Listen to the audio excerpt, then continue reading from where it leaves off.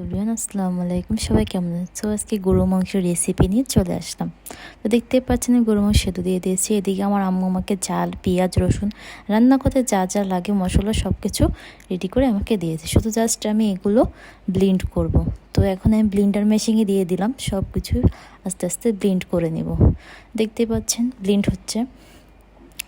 এরপর সব মশলাগুলো আমি সব ব্লেন্ড করে নিয়েছি। দেখতেই পাচ্ছেন সব মশলা আমার ব্লেন্ড করা হয়ে গেছে।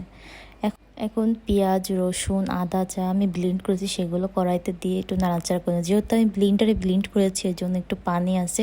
তো পানিটা শুকানোর পরে আমি তেলটা দিব। দেখতেই পাচ্ছেন আমি নাড়াচাড়া দিয়ে পানি শুকাচ্ছি। পানিটা শুকানোর পর আমি তেল দিয়ে দিলাম। তেল দিয়ে ভালো মতো মশলাটা কষিয়ে নেব। অনেকক্ষণ যাবতই মশলাটা কষাবো, কারণ মশলাটা ভালো করে কষানো না হলে ভালো লাগবে না, টেস্ট হবে না। এর জন্য অনেকক্ষণ কষানোর পরে আমি যে মাংসগুলো বয়েল করছিলাম ওই মাংসগুলো এখন আমি দিয়ে দেব। দিয়ে মাংস দিয়ে আমি অনেকক্ষণ যাবত কষাবো, ভালো করে পানি দিয়ে সুন্দর করে কষাবো। তো দেখতেই পাচ্ছেন বয়েল করা মাংসগুলো আমি দিয়ে দিয়েছি।